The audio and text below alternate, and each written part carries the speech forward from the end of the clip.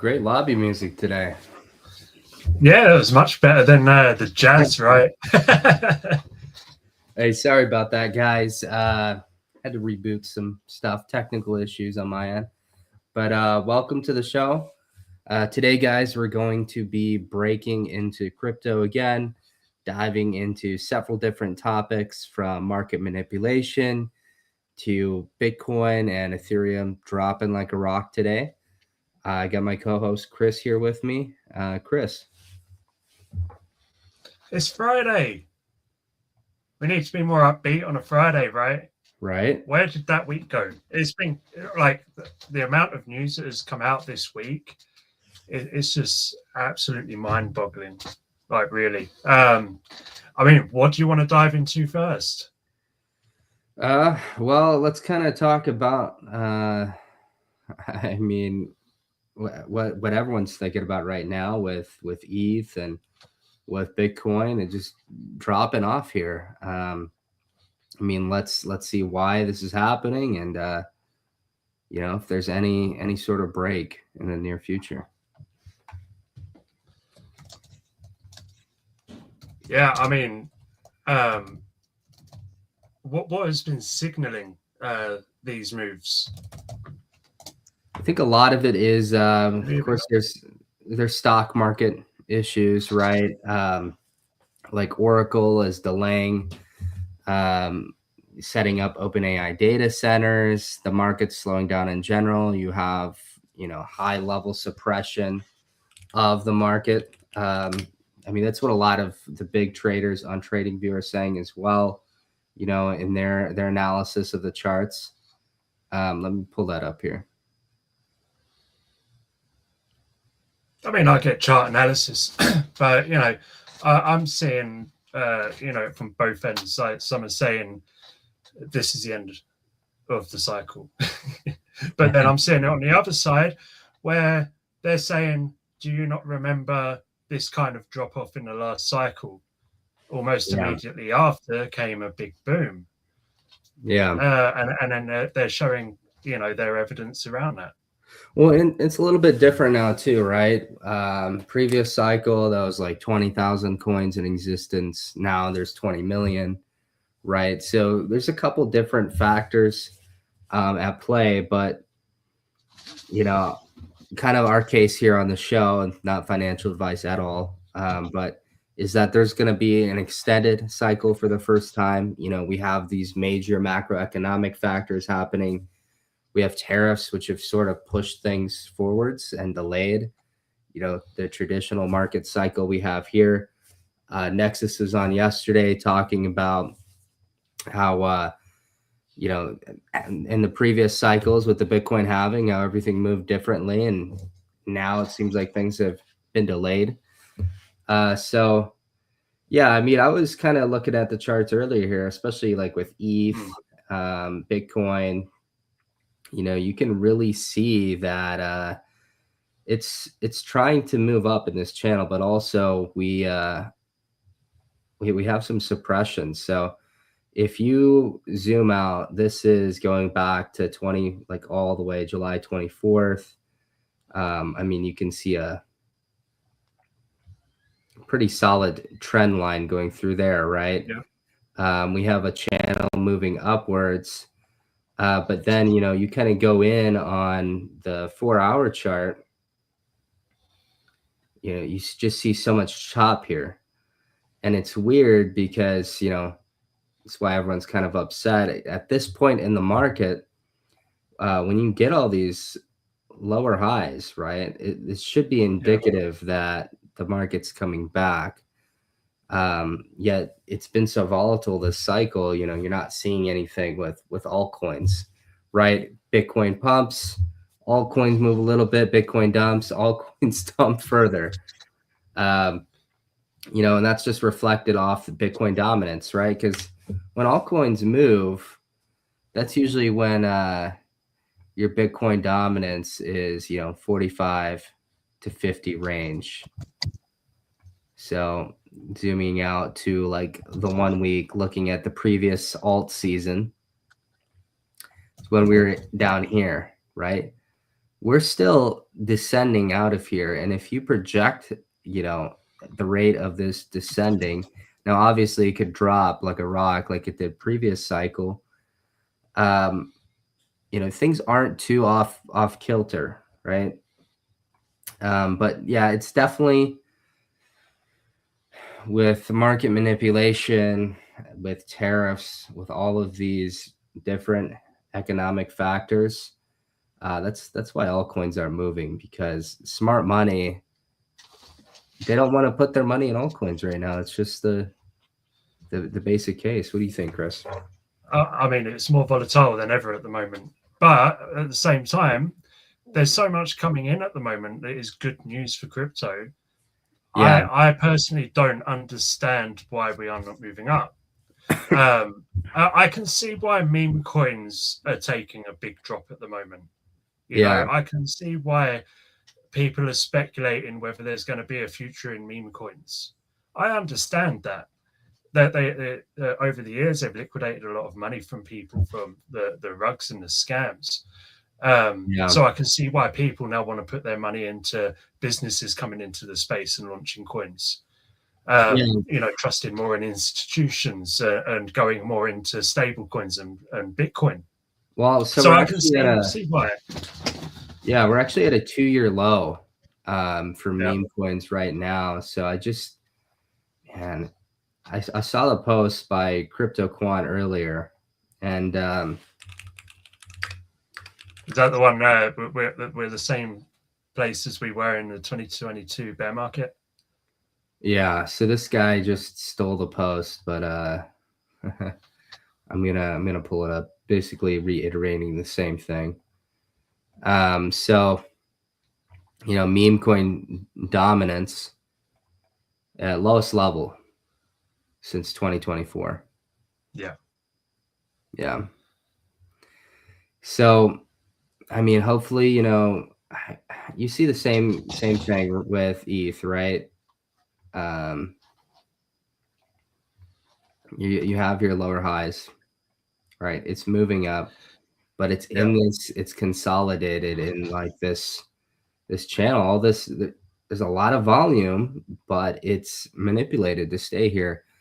And kind of like what you're saying, like what most people don't understand is now you have institutions in, is they can hedge. So they can be accumulating Bitcoin and Ethereum, and they can open up short-term options to suppress the price so that they can continue to accumulate heavily at these levels without moving the price up. It's not like the previous cycles of yesteryear where it was retail accumulating. They didn't have the sophistication really, or the market makers accumulating. They didn't really have the size to suppress like this.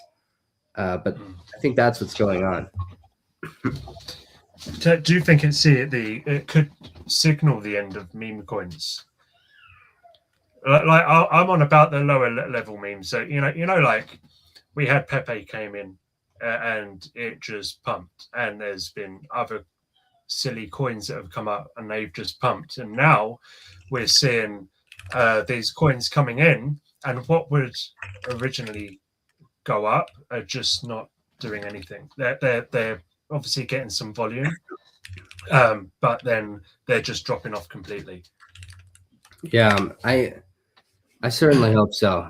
Right. I think I mean, as an altcoin holder myself, most of our audience here being in the altcoins, that's what we hope for. And I mean, you do see some signs of like market exhaustion with meme coins, right? I was looking at the meme coin market the other day. Besides just these charts indicating it's at a 2-year low, the biggest streamers are talking about how pump fund, the coins only go up to a certain amount now. Very difficult to get volume in. So yeah, I mean, I'm seeing it. I won't say the names of the coins because they're current, and I don't really want to get people's attention on them. But I am seeing the coins at the top at the moment, especially on Dex Screener. Something that you would expect in, say, 2021 or even throughout the bear market when meme coins were still going. like the odd meme coin was still going. The coins that you would expect to have reached the 100 million kind of, upwards, they're just not. They're maxing out around 10 million, and then they're having a slow drop off, even with a cult following. A really good community. It's really memeable. You're seeing loads of one I'm talking about in particular. I am seeing nothing but memes. Every single person that follows me or I follow, they're commenting on it. But it's just not breaking that 10 million wall. Yeah. Well, and so it's showing a massive change. The Trump token launches kind of marked the end of an era. Yeah. I hope. Well, yeah. I mean, I hope it doesn't do the same for NFTs, right? Because they thought that the Trump NFT would come in and fix the NFT market. And yeah, I mean, the NFT of Trump, that got really good volume, and we all made good profit on it. It didn't do much overall for the NFT market. If anything, it took money out. Yeah. Well, and I mean, everyone thought it was a scam. So, well, like breaking it down on trading view here, right? I'm going to pull up some of these charts from these from these analysts. Some people are saying days or weeks until we break out. We keep testing this level here around 94. Yeah. Here's this trader. He talks a lot about manipulation. We have the charts here where, once again, you're getting this lower high, right? Really trying to break this level. It's just a lot of consolidation in the same area, creating pressure. And I mean, here we go, lower highs. We see an uptrend being established. But let's see, right? The market can always be surprising. It's very rational. But still hoping for things to turn around. I'm still staying optimistic. I'm trying to. Every single day I'm coming back into X and thinking, here we go. But I'm still ending the day feeling optimistic, because although there's certain news that comes in and I think, it's all going to be doomed. And everyone on X has been, even ones that I've known to be bullish for years, they're just not in it at the moment. I just think it's a good test and it's the same as the start of the last little run we had. It is a test to, are you gonna come through it? Are you gonna stick it out? Are you gonna keep building? Believe in it? Are you gonna keep building? Are you gonna keep growing your community? And I do think it's a good test to a lot of people. You've either got it or you haven't. A lot of people haven't got the stomach for this. I think if you've not got the stomach for it, then you've not been in the game long enough. Yeah. Well, I saw that post the other day, and this guy was talking about how most people can't handle it, right? And if they just treated it like a savings account where they're not looking at it constantly, they're not trading, they're just DCAing like $100 every week into Bitcoin, for example, it's much easier, right? But if you're trying to swing trade this market, like, you're gonna get wrecked. You're gonna get wrecked. It's like I told you about my friend that longed Bitcoin. When was it about? When it first hit 96k, and he did it like 40k times 75, and I was like, bro. And he went, no, it's going to go up. I'm going to get a lot of money. And I went, no, it's going to go down to it's going to go down in the 80s. So what are you doing? Lost the money. I'm a little bit younger than you, Chris, but this market is sort of like our generation's in Vietnam. I like the way he was really kind. Serving in the trenches. You said a little bit younger. I like that.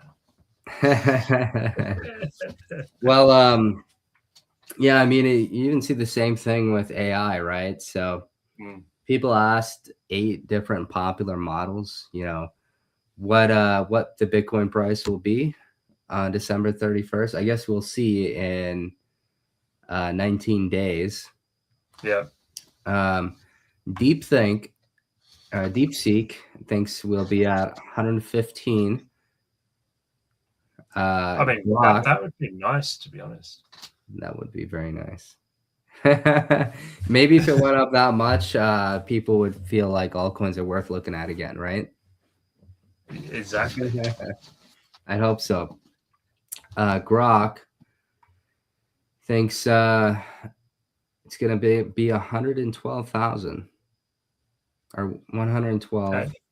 Yeah, 1,700. I like how it's being specific and it's not given a stupid range of like it's going to be between 80 and 120. Well, duh. Right. Venice AI 95,000. Okay. I hope they're wrong. That one sucks. I do hope they're wrong on that one, but again, at the moment, it's believable. Gemini 103, which Google had. I mean, they have a huge data mode, so I'd say this one would probably be the most accurate out of them. Quen 126. I don't even know some of these other ones. They probably paid. Yeah, there's loads on it. Yeah, must have. But cover on. I'm sure if you average them all out, it works out around 107,000. Yeah, which would still be nice. Yeah, interesting. I want to ask Reactor. So this Let's is see if you can see the same answers it gave me. Hypothetically speaking, what will Bitcoin price be on December 31st, 2025? Yeah, everyone asking these sorts of questions, hypothetically speaking, and it'll get. Wow, that's insane. Potentially reach 200. Okay, definitely not financial advice. Did you put 2025? Yeah, I did. That's the result I got for 2026. And I think this is the result of optimistic training, potentially. TJ, you've been squaring with the computer again. Yeah, we didn't want to be a doomer, so maybe it's I don't know. That's hilarious. Yeah, we need it to be more like Grok and tell us to go F ourselves and stuff like that. I like Grok. He's funny. Well, he's more hard hitting than GPT. Absolutely. Let's kind of dive into what we have up with Coinbase here on the 17th. So we have some crazy news coming up. Coinbase is just they're killing it. I mean, you saw they're doing everything. Brian Armstrong with Larry Fink the other day, CEO of BlackRock. But in 5 days, they're going to release something I think is gonna change the market entirely. And hopefully, when liquidity does come back, a lot of it will be focused on real utility, like what they're releasing. But basically, let me pull this up. Please be an airdrop. I beg.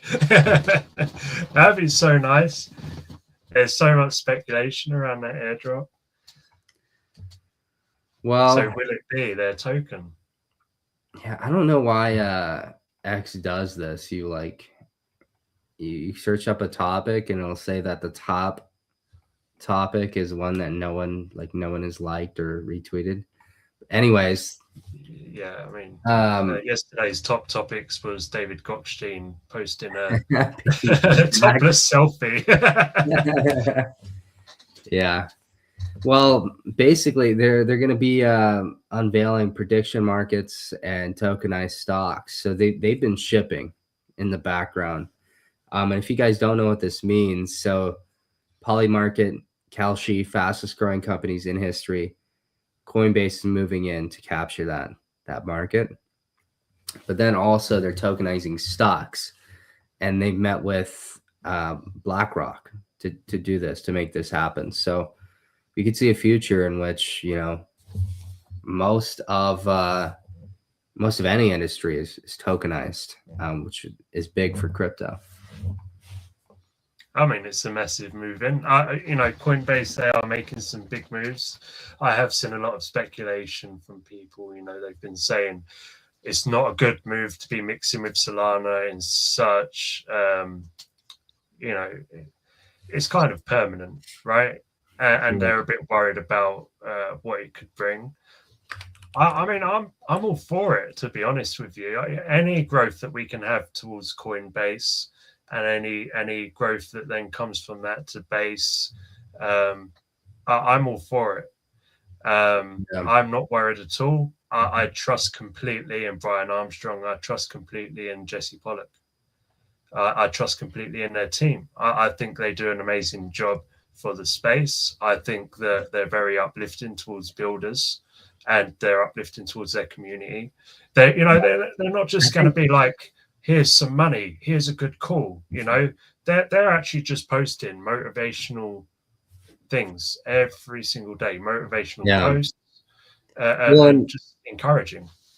Yeah, and I mean, you look at other chains in the past that have really shot off. They didn't support builders like what Base does, and I think that's cool.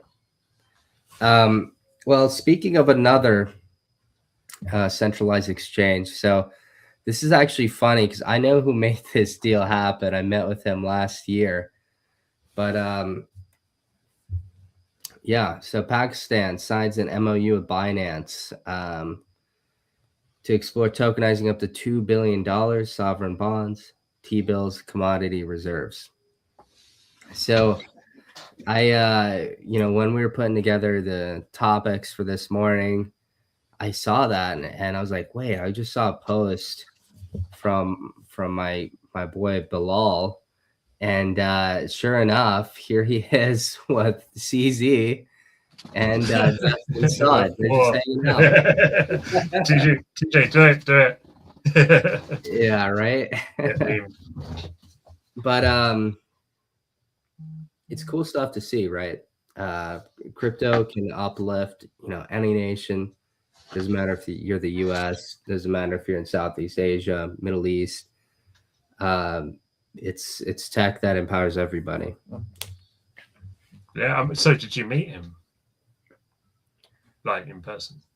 Well, you know, not in person, but yeah, definitely in meets and different discussions and stuff. Nice. But it's actually funny working in this space for like 5 years now. I didn't meet my team until about 2.5 years in, like physically. I mean, it's difficult, right? Everyone's from everywhere. Like, well, we met like every single day, like 2-3 times a day on Google Meets, right, or Discord. Yeah. I think other builders here watching could kind of testify to that if you have a remote team. But then in person, it was weird. Like, and especially as business is evolving, you know, we're starting to talk with these big partners. Of course, you meet in person. It's been a neat evolution. For sure. I mean, I loved it in the past when I've gone and met some people from this space, and we've just got along like, you know, we've known each other our entire lives. Because I think you go through a lot with each other in this space. You know, there's so many ups and downs. So when you do finally meet in person, it is a special connection. Yeah. But I loved it. I went out to my friend's house and he brought everyone out that we knew. And, you know, we just played some games in the pool, ate some good food. We went to a cognac distillery. Oh, it was just a really, really amazing trip.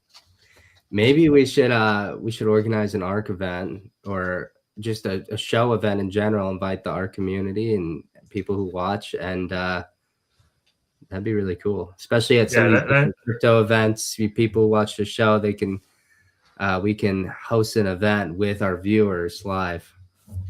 Yeah, TJ can stay out from Bali and treat everyone. Maybe not Bali. That would be nice. No, that'd be a really good idea, actually. Well, so kind of moving on to our next topic. So it's about Duquan, right? Or Yeah, Doquan, Duquan. I say both. It depends. But We'll say yeah, don't. he's going to prison for 15 years. Finally, after years and years of running from the law, of fighting, um, Yeah, yeah, he's been yeah. sent. I mean, 15 years. Um, I mean, he already had to pay the money back, right? Well, he had to pay back 19 billion, I believe. So, Wow. wasn't everything. So that was pre-sentencing. So now he's had 15 years. But they have said if they return him to South Korea, they will actually reduce the sentence and give him an early release, which is crazy. Interesting. How early? It doesn't say. I think the deal they wanted was like 12 years, but obviously there's no confirmed sources on that.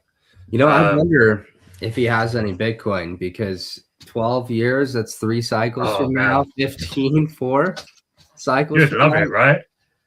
If he has Bitcoin, and I mean, it's going to be worth a lot more because he was not able to sell any of it for the Well, next think 15 about years. it. Prison for Do Kwon is going to be completely different prison for the normal person. He's going to have a high Probably. security, comfortable prison. He's going to be getting fed good food. He's going to have Where's the like sentence? TV. Is it in New The York? sentence itself. Transferring him to South Korea halfway through the sentence. Anyone who questioned Tara told Fudsters, conspiracy theorists. That's right. Where, I wonder where it is though. Yeah, so the prosecutors actually recommended a 12-year term, so it's exceeded that by going to 15. But that judge did not like him. Yeah, I mean, he probably lost a lot of money, right? Maybe the judge. Can you imagine? I don't know. I think you have to recuse yourself if you're Tara Halter and you're sentencing. Can you imagine? You're sentencing the guy that lost you like a couple of mil. You're maybe like, the judge is like, Gen Z family is like, you got to get this guy. I lost everything. Well, they did lose everything. If you there was a woman that went to sleep with 83K and she woke up with $12. Yeah, well, this crazy. Killed people. Yeah, actually. If you zoom out, I think the fear we have in this market right now is so irrational. Like the fear levels for the past few weeks have been worse than FTX, have been worse than the Terra Luna crash. And it's all because our cycle, like the typical cycle, has been delayed. Right? Yeah. So, I'm forever an optimist. But I mean, hopefully things change here. So let me pull up this chart. Yeah, I mean that crash literally killed people in the end. There's no way you're making it. I mean, some did, but some unfortunately didn't make it through waking up, not being a millionaire anymore. Yeah. Well, and it's crazy because those people are probably a lot happier when they're working normal jobs, right? But once you make that money and you lose it, it's like it's worse because you feel bad that you've lost it. Well, the thing is, most of them did the sensible thing and they moved into stablecoin. And that's what you kind of teach everyone, isn't it? To make sure you're taking some, putting it into stables. I do wish that my beginning time that I put more into Bitcoin over the years. Well, because 2020, my friend. If you look back at how much you've lost in the space, not take away your wins, but just concentrate on everything you've lost. You're going to be so far better off. Just the black hole. Don't do that, guys. I remember my first project went from 200K to 330 million in less than a year. And I was on the moon. I'm like, I'm going to build this to $1 billion company. And it's going to provide generational wealth. So didn't take any profits. Pay myself like a decent junior engineer, right? Nothing like, what people do in much smaller projects. They'll rake millions and millions and millions of dollars out. Just expanded the team and bootstrapped. And then boom, hacked. We got hacked by a literally CTO who used fake papers, fake everything. He put a backdoor in the contract. The company we got an audit from, the audit didn't even work, right? And yeah, the whole market crashed. Built again, 140 million. Wait. So you did an audit. Yeah. And they didn't pick up that backdoor. No. And what the funny thing is, I think the audit firm is probably owned by the same people. Looking back on it. Yeah. I mean, it's just depressing. It's amazing how you was able to pick yourself up and just start again. A lot of people that would just, I know someone that had a project and he lost hundreds of thousands from his project, and that was enough to break him. He went out completely. I know people that have been hacked for a couple of thousand, and that's ruined them. Then they're never coming back. Yeah, you just got to keep building, right? From there, build ARK to 140 million. Didn't take the massive profits, right? Hardly take anything. And, we're still building to this day. And I think that's what it takes too. Like, you got to have a mindset of you're just going to keep building, and you're not building towards a certain market cap so you can enrich yourself. Like, you gotta, if you're a builder, you got to build so you provide real utility at the end of the day. Right? If you're in this market and you're trading, you got to stick to your rules. Don't be swayed by the major highs and the major lows. And find out what your trading style is and stick to it. Don't suddenly go, I'm going to go to a different trading style and just ape everything in because my friend told me to. It just doesn't work. But yeah, you build, you learn, you expand. That is so important in this space, just to do that and repeat it over and over. Absolutely. Well, kind of moving on to another topic here. So, yeah, we have a bunch of topics to discuss today. Kind of going on to the, I don't even know if I want to talk about this one because it's so dark. Charlie Kirk. A lot of the people in the audience here, we probably watched Charlie Kirk. I watched him ever since I was a teenager. Terrible what happened. Yeah. But today we finally got I guess it was yesterday, but we got the courtroom appearance of the guy that did it. So seems like justice is moving fast. What do you think, Chris? Yeah, I mean, it's one of them. I want to lightly touch on it because it is so big, and it's something that hit everyone, whether you liked him or not. It hit everyone. Yeah.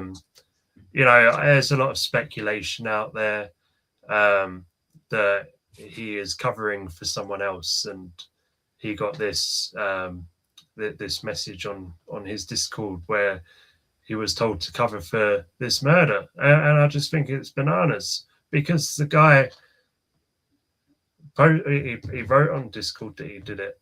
He turned himself in. Yeah, so then I go on. I think Mario posted about it yesterday, and I went on there and just commented. I said, I can't believe he's pleading not guilty, and so many people have his back because of speculation and conspiracies, rather than look at evidence. It's crazy. Yeah, they're actually coming for me because of my comment.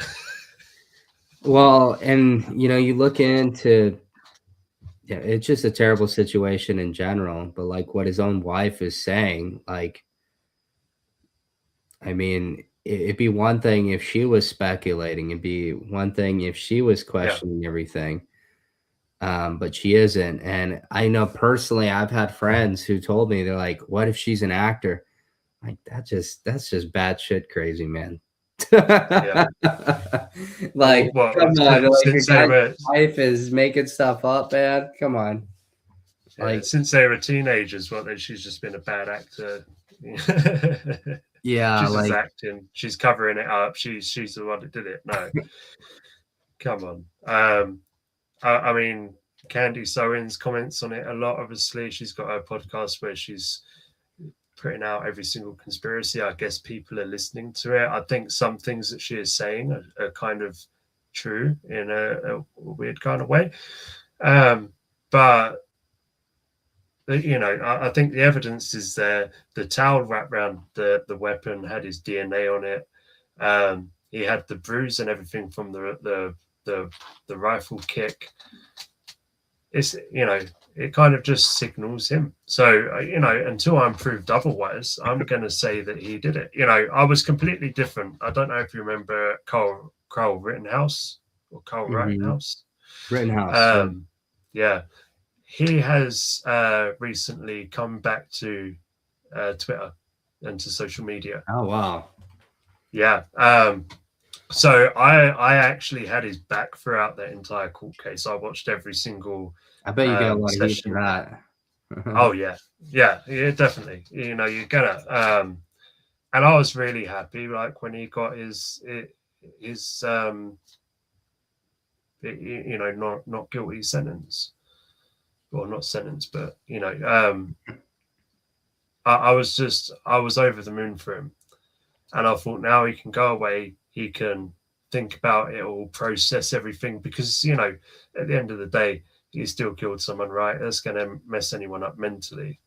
Yeah. Um, Well, so he's going to go away. He's going to work on his mental. He's going to, analyze his life and figure out what he wants to do. He knows he's going to have a lot of media attention and a lot of social attention. Got himself a wife, and now he's back. yeah. Well, good for him. And I think, but there's Yeah. a clear difference between like self-defense, right, Yep. and actually being the perpetrator, right? Like, I think it's clear the guy did it. What really gets me is when people are going after Charlie's wife. Like, come on, like, They're going after her because yeah, she's composed, because she's putting on a front for the they don't camera, because she's understand acting like happy. that she forgave the guy because she's Christian. They simply don't understand that. No. And yeah, but kind of moving past this topic, it just shows how everything's been really polarized. Yep.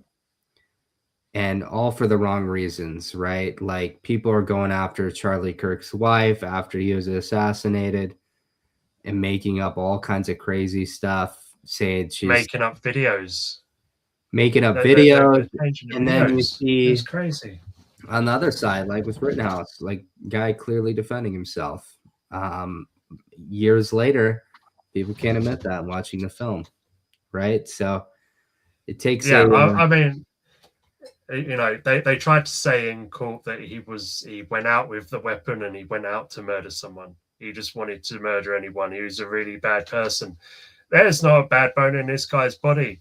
The entire court case, when you were watching it, he's an innocent young man at the time, innocent young man that got yeah, caught up in all this. He was remorseful. He didn't like that it happened, but it happened. But then the other side were making up so many lies, and the media were putting them all out there. But they're all tripped up in the end, and it was good because he would have had his entire life in prison for that. well, they want to make him an example. Like you defend black-owned businesses, you defend businesses and people's livelihoods. We're gonna make an example of you. But they lost, sort of like with Daniel Penny in New York, right? Guy was going crazy on the subway trying to stab people, and then he chokes him out, and they put him through the ringer, man. Penny, but Really? Yeah. You know about that one? I don't. Penning's his name. Yeah, I found Maybe it wasn't guilty. as Oh out wow, there he's with the found not media. I guilty don't a know. couple days ago. I didn't see that. Oh, really? So here's what happened.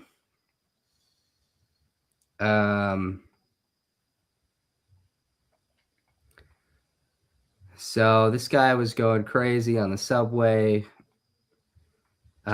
He was going after this girl. So Penny, a former Marine, I mean, he puts him in a chokehold, like restrains him. Good on him. Guy ends up dying, right? Which yeah, you don't want that to happen. But if he's trying to like kill and hurt other people, then I mean, it's one of them. You don't want anyone to die. Well, so they went after him. But when looked at him, and yeah, he's found not guilty. Crazy. Good. Because at the end of the day, you don't want him to die. I get it. But if he's out there and he's putting harm onto others and he's going to end their life, wouldn't you rather some hero came in? At the end of the day, he's a hero, right? Came in, saved the day. Yeah, saved the day, and then he gets put up for trial. It's crazy. It's a crazy world. You can't defend yourself and you can't defend others without it coming back to bite you. Yeah, well, and that's part of the kind of the changing everything that's changing in the world, right? Ideologically, things are changing. Politically, things are changing. The markets are changing.